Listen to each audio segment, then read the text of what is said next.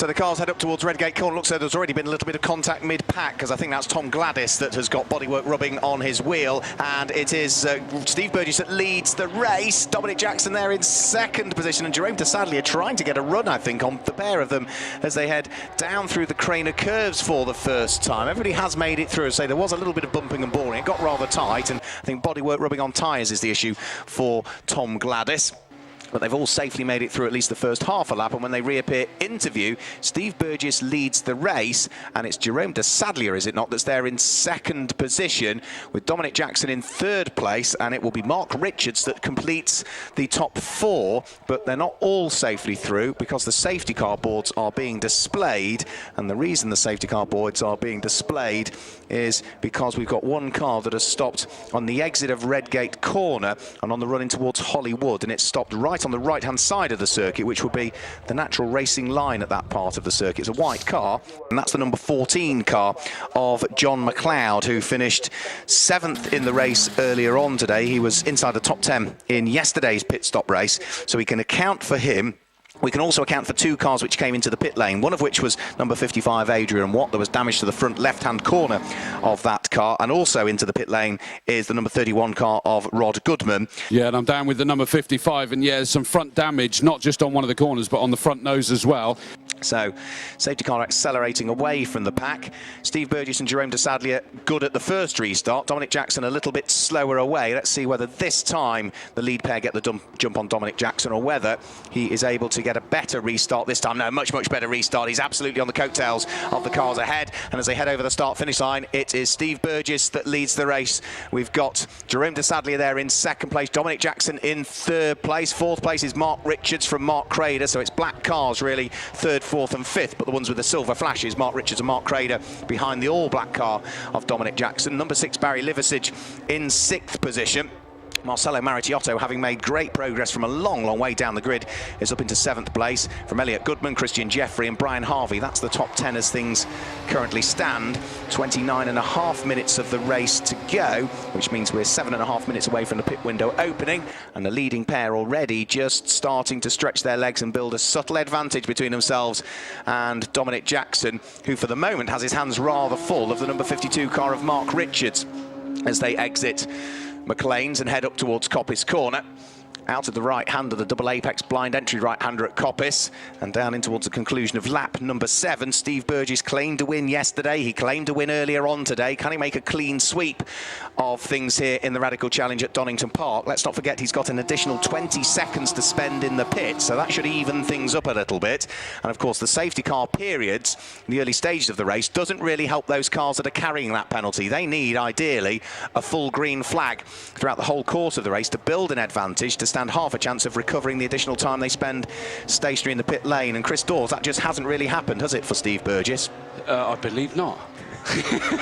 I've only just got up here, so I'm just catching up, Mark. But you've not missed a lot. We've been behind safety car for a good chunk. Yeah, that's why I knew I'd been busy down there reporting all the different people coming in to get repairs. I just saying, Steve Burgess leading. He's got 20 seconds extra to spend in the pits. What he doesn't need are safety cars. Yeah, absolutely. Now I'm with you. I agree 100%, Mark.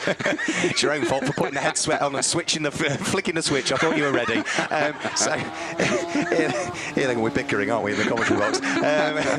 So here they come out of Coppice Corner for the 8th time of asking, down towards the conclusion of lap number 8. Steve Burgess had a 0.9 of a second advantage between himself and the Swiss driver Jerome Desadlier, who we have seen so far this weekend finish on the podium in the race earlier on today. He was 5th in the longer race yesterday.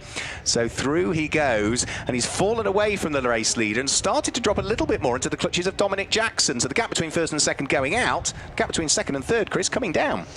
Yeah, I mean, and Dominic Jackson's going to want to do that, and he's going to probably be frustrated, but he can only be frustrated with himself at the moment, because he's going to see Steve Burgess scampering off into the distance again.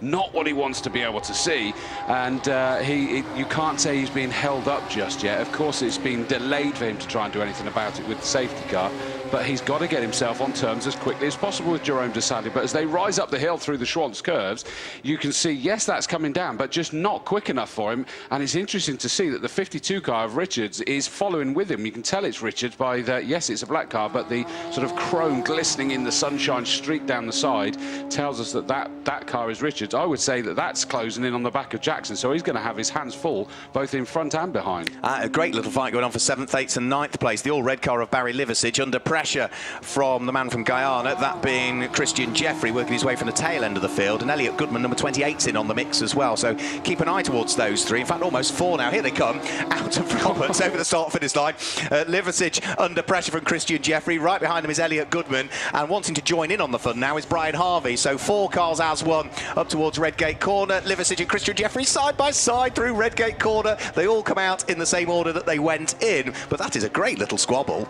It is, and Christian Jeffrey will be pleased that he's out there, but he's going to be frustrated. It's not the fight that he would prefer to be involved in, but as you, I did hear you reporting earlier about how quickly he was working his way up through this field.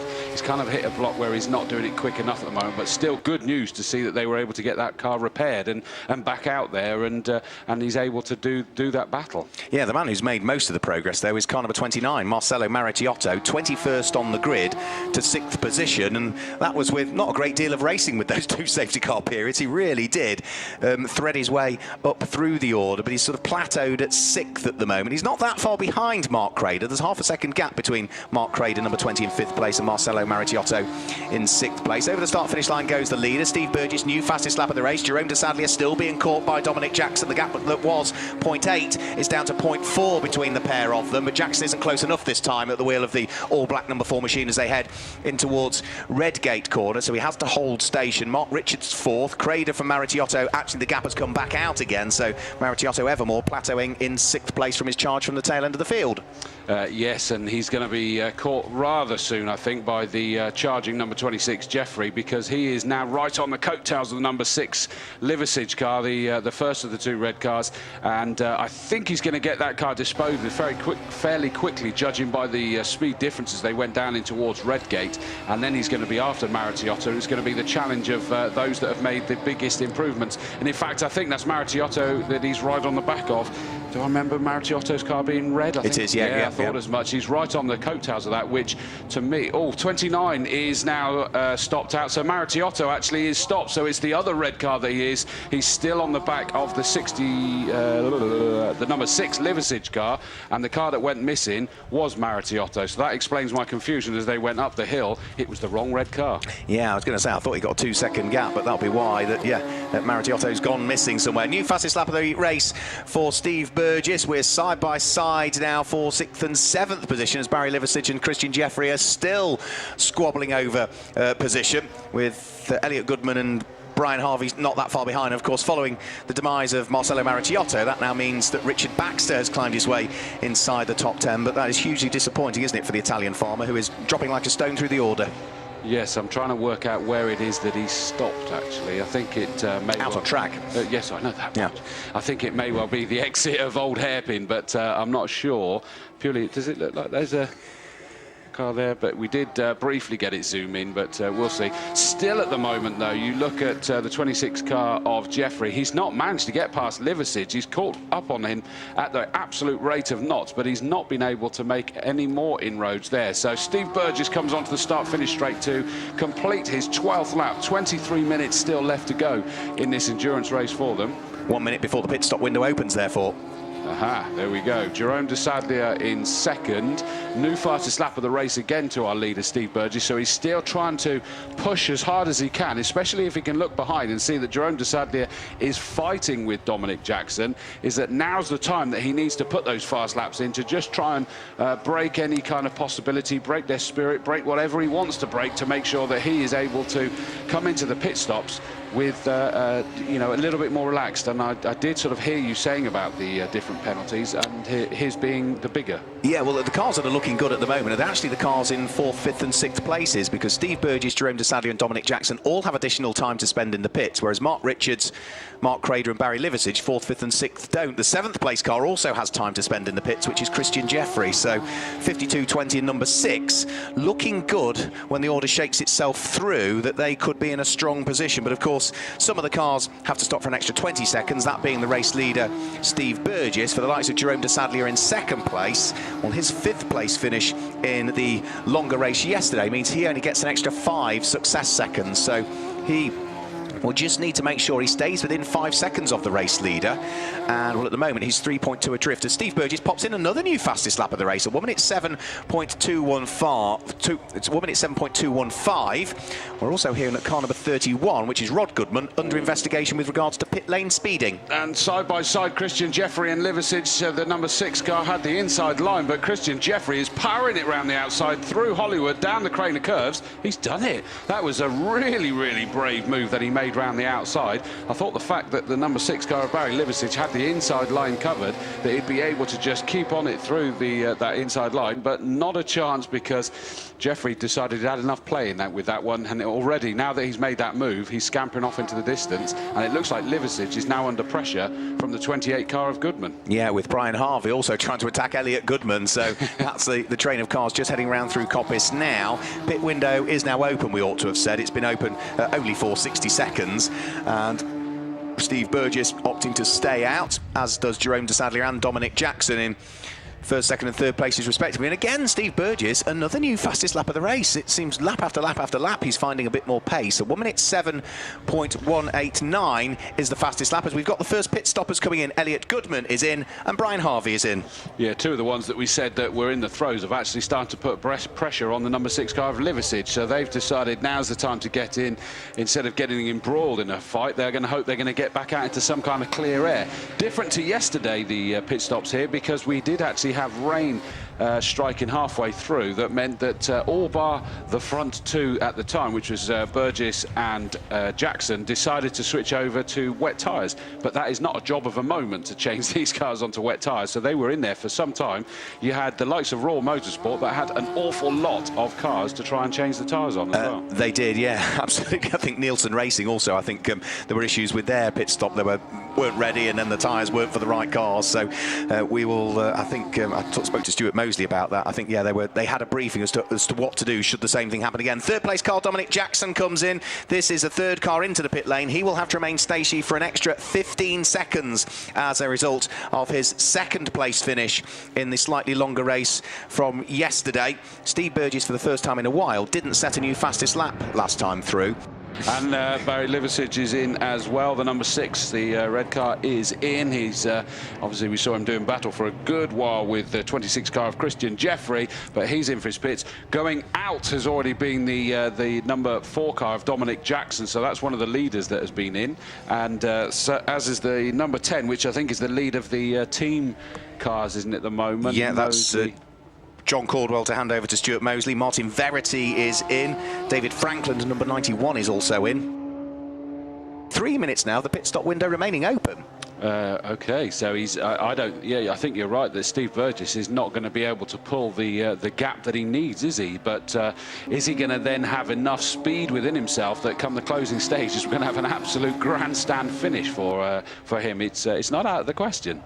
Into the pit lane, and that is the Goodmans that's in. That's Rod Goodman. Of course, that's for his second visit into the pits, because the first visit was a result of the contact and the incident that occurred when the lights went out up at Redgate Corner on the first lap. Wait the arrival of the race leader. Brian Caldwell is in. He's another driver that's had issues throughout the course of this race. We saw him finish 5th earlier on, and the race leader is in. So this is race leader into the pits. Local man, double winner, but of course he's got to stop for an extra 20 success seconds, Chris Dawes. Yeah, but through has gone the second place one, but here comes the third one. This is the one that you're really saying. So we're actually going to see the race in the pits rather than as they came out. Jerome de Sadlier now picks up the lead of this race because he carries on, but in has come Steve Burgess, the number 2 car. The 52 car of Mark Richards also has come in, is 26 Christian Jeffrey. Presumably he's not going to have any pit. He has, yeah, because it goes back to yesterday's race. 10 seconds, yeah, 10 seconds. Oh no, he's going to be loving this one then.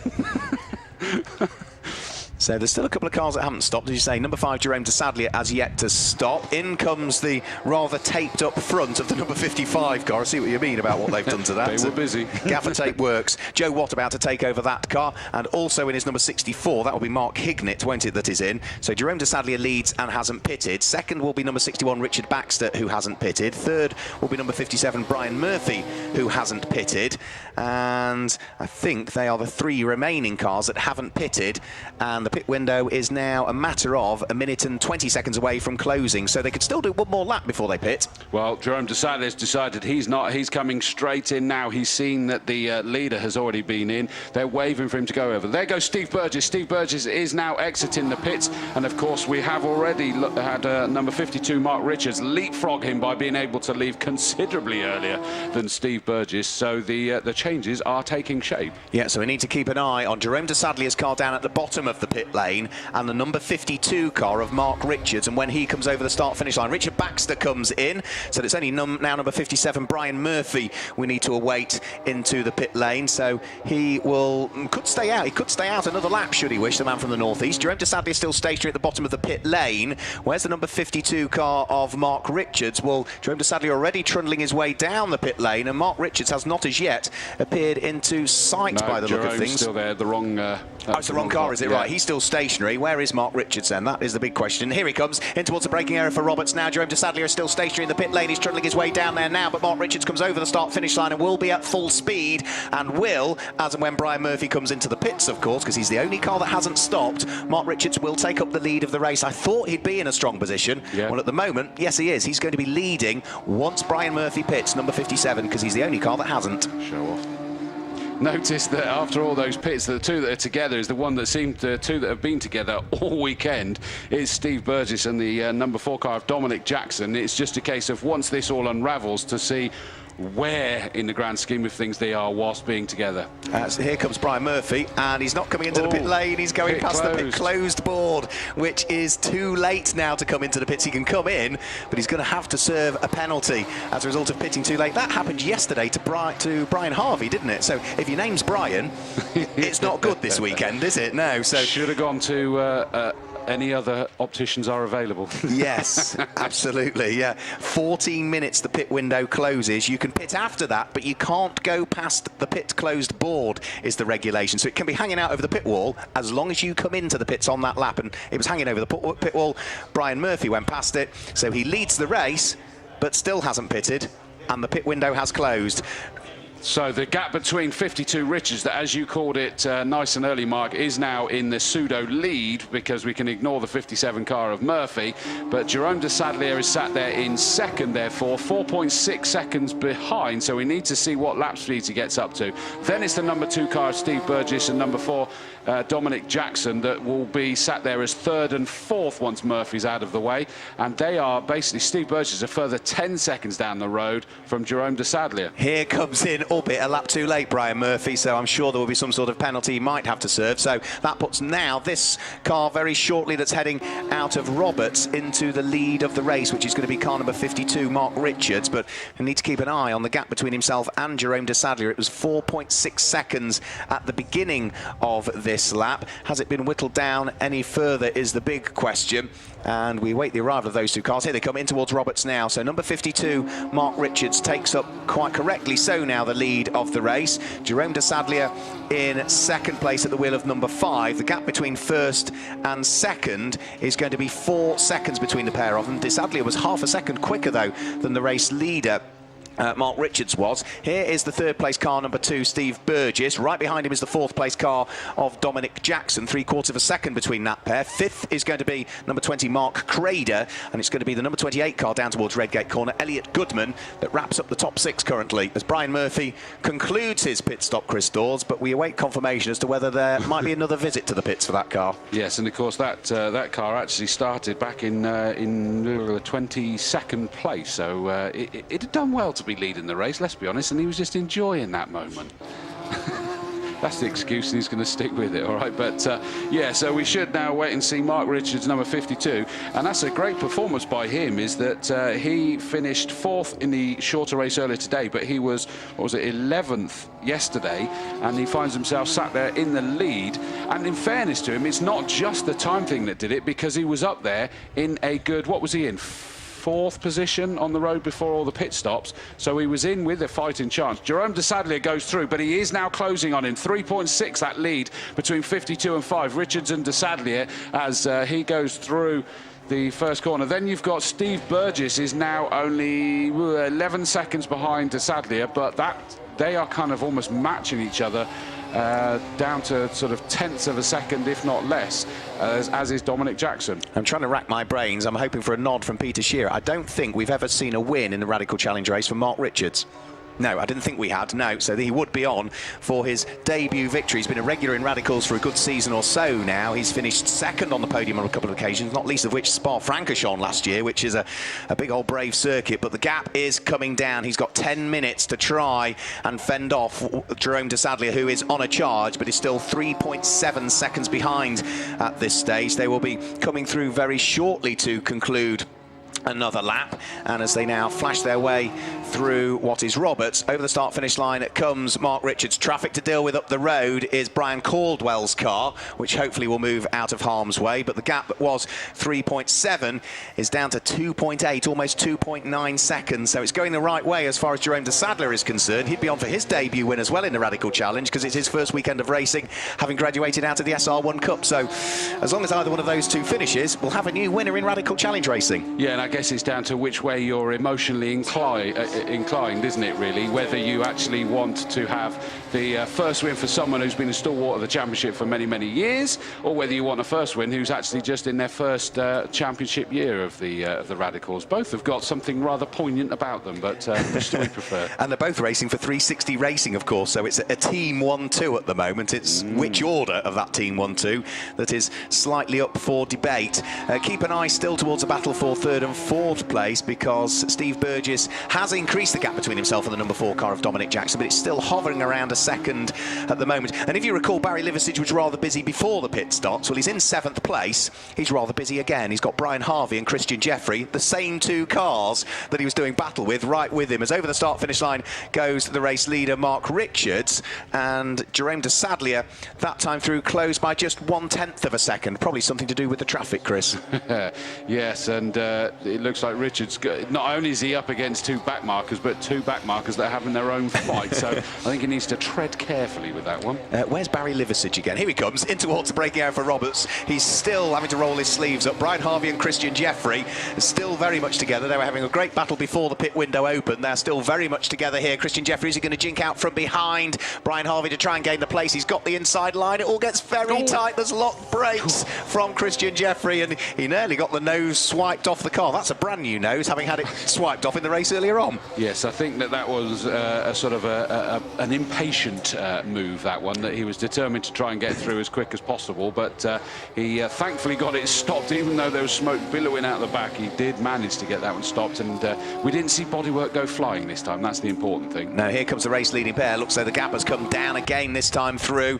We've still got the back marker that needs dealing with at some stage, which is Brian Caldwell. A 2.8 second lead between Richards and de Sadlier this time through, with de Sadlier's, I think, transponder having stopped working. It just takes a while for it to flash. That was 55. That was the same colour code, but that was 55. It's gone right out. Here's 4.5 seconds. You're absolutely right. It's gone out by 1.7 seconds on that lap. Now, what's that something to do with? Maybe the traffic, perhaps, trying to get past the number 55 car? Don't know. Not sure, but Jerome de Sadlier hasn't even got up on that group yet, has he? So, and we have had the move that has happened, that Jeffrey has got past the 48 car of Harvey. So Brian Harvey at last has been passed by the determined Christian Jeffrey. So what does that put Jeffrey up to now? 8th position, because as we say, he had the misfortune of not only having to come charging from a long way back, but he served the penalty as a result of the success of of yesterday's race.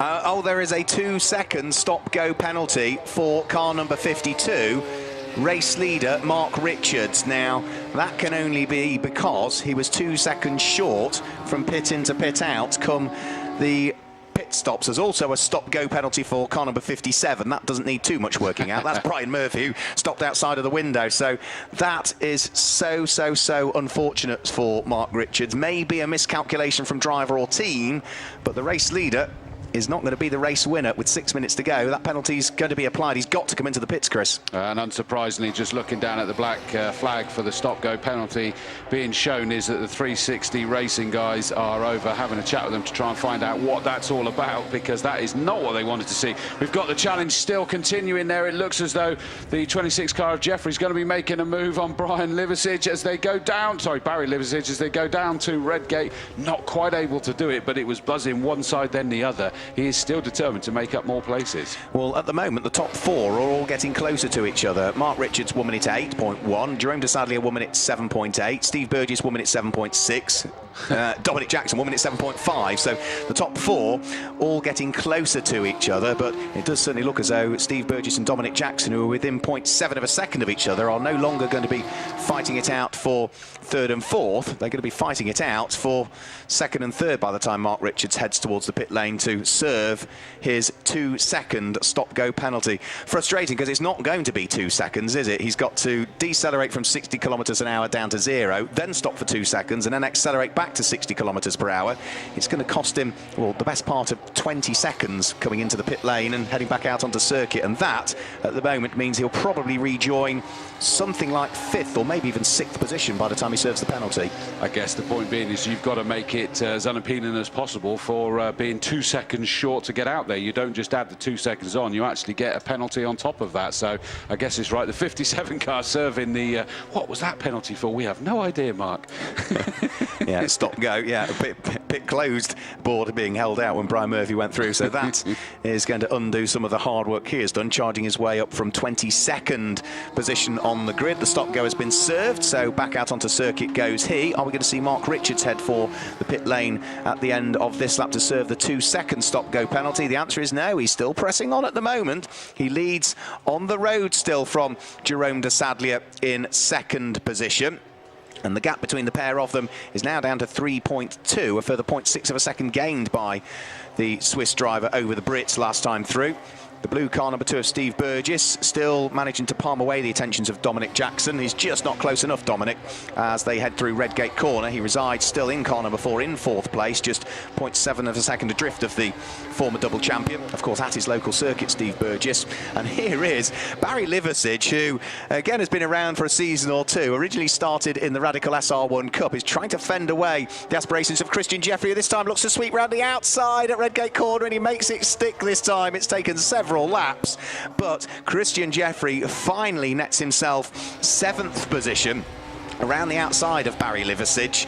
And well, Barry Liversidge, I've got to say, you know, he's had an up and down weekend, but he has been rather busy in this race, and well, has lost the place, but I'm sure he'll walk away with a very large smile on his face.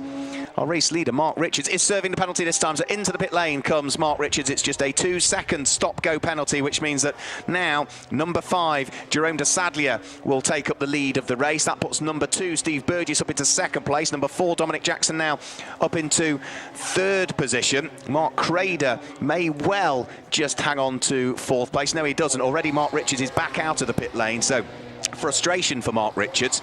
He was on for a win, and now by the look of things he's going to rejoin in 4th place. He's not even going to feature on the podium, but all of the penalties we're expecting have been served. The race leader is now on lap number 30, and there are just 2 minutes and 15 seconds to go. And well, it's no longer going to be a 1-2 for the team either, 360 Racing, but it is potentially going to be a debut win for Jerome de Sadlier. We've got another car that has retired down through the Craner curves, which we can't quite pick out whom that will be. We haven't spotted that one before. We'll have a look. We'll see if anybody else is tumbling down through the order. It's still flashing 52 2-second stop-go penalty. Now, I saw it go down the pit lane. Did any of you guys actually see that car stop for 2 seconds, or did it just do a drive-through? Didn't see, right, okay, or don't want to say, as the case may be. It does make me wonder, because you would expect that to go off the screen. No, it is. Car number 52, the board's being held out again. Stop-go penalty. It does make me wonder, yeah. Chris Dawes, did he just do a drive-through? He did exactly that. Oh, no, oh, no. Oh, no. Well, I've got to say, you know, usually the boards are sort of sign-written boards. It's sort of a felt-tipped board that says stop-go that's being held out. But there were marshals at the end of the pit lane that were ready to stop Mark Richards, so he sort of can't blame anybody other than himself, I wouldn't have thought, and that is going to, well, undo yet again more hard work. So if we add another 20 seconds to the 4th place, that's going to drop him down. Crumbs, he's going to be down in 8th, 9th, possibly even 10th position. I suspect 8th or 9th is where he would rejoin, and he's not got really any more time to serve the penalty because we're into the final 60 seconds of the race now. Jerome de Sadlier is on lap number 30. He's about to very shortly start lap number 31 because he'll get over the start-finish line before the clock has ticked to 0. Here he comes in towards the braking area for Roberts now, and with 30 seconds to go, onto the last lap of the race goes the reigning Radical SR1 Cup champion. Lap number 31 completed. He leads the double former champion Steve Burgess by 6.1 seconds, who still has Dominic Jackson very much in his hand-cooked wheel tracks. There's just 0.6 of a second between that pair, and Mark Richards is not going to serve the penalty. We'll wait and see as to ultimately what decision is taken with regards to that one, because he has gone over the start-finish line to start the last lap of the race. So he's 4th on the road, car number 52, from the car that's 5th on the road, Mark Crader, and 6th on the road currently is number 28, Elliot Goodman. But ultimately we'll have to wait until the official results are provided before we see as to ultimately what finishing position Mark Richards will be allocated. 4th or backwards, either way, it's not going to be a podium. It's not going to affect the drivers that Chris Dawes will need to speak with. And, well, the man who's going to stand on the top step of the podium only has another couple of corners to go in reality. He's already now just sprinting his way in towards the braking area for Roberts. He will flick right, he will flick left any seconds now, and it is going to be a win in round 3 of the 2018 Radical Challenge Championship for the reigning SR1 Cup champion. Jerome de Sadlier takes the checkered flag and claims the win. 2nd place will go the way of Steve Burgess. That is not a bad result for a man who certainly has aspirations for the championship this year, with, what, 2 wins and a 2nd place. And it's a 3rd place, a podium in each of the races for Dominic Jackson, but the wins eluded him over the course of this weekend. He will finish in 3rd place. 4th place, taking the checkered flag, is number 52, Mark Richards. We'll wait and see what ultimately might happen with regards to that. 5th place for number 20, Mark Crader. 6th place for 28, Elliot Goodman. 7th place is already Christian Jeffrey. We wait there after the 8th place car. It's number 48, Brian Harvey, that finishes in 8th place. He also managed to sneak through and ahead of Barry Liversidge with a lap or 2 to go. So Liversidge finishes in 9th place. 10th and 11th, very close to each other over the start-finish line. Number 61, Richard Baxter. And in 11th place, the car that heads the team category. That is Stuart Mosley, who brought the car to the checkered flag, and John Caldwell, brother of Brian, who was also out in that race. Yeah, no, I'm really happy. You know, credits to Dominic and Steve. They were really quick. They had a penalty, let's say, which was a tad longer than mine. I got out, I think, 2nd. I guess something happened to the first guy finishing on top. That's the goal. Hopefully more like these to come. I knew it was going to uphill battle anyway, and then the safety cars. You know, I got the starter ones in, I started to pull a bit of a gap, and then safety car, safety car, safety car. I thought, oh, when I come out the pits now, I'm going to be well down the order. So to get back to 2nd, brilliant. The first half of that race kind of was ruined for Steve and I because of the safety car with the penalties we were carrying, time penalties. So just it was fun trading laps with Steve and good to finish on the podium. Yeah, we've had a bit of a roller coaster weekend up until this one, yeah. That was probably the least exciting of our races, I would say. It's been very tough and lots of errors on everybody's part, and it was like dodgem cars out there, I'm afraid.